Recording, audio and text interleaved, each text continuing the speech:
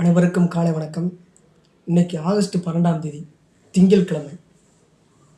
Nobel பரிசு பெற்ற ஆஸ்திரேலியாவோட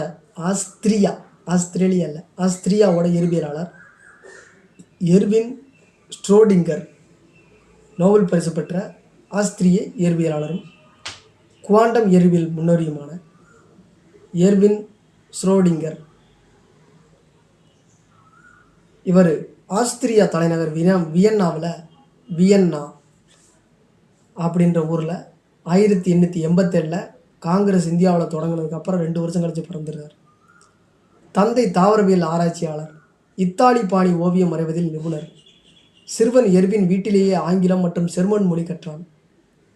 Vienna பல்கலைக்கழகத்தில் பயின்று 1910 முனைவர் பட்டம் பெற்றார். அங்கேயே இயற்பியல் துறையில் ஆராய்ச்சியாளர் பதவியை ஏற்றார். முதல் உலகப் போரின் போது இராணுவ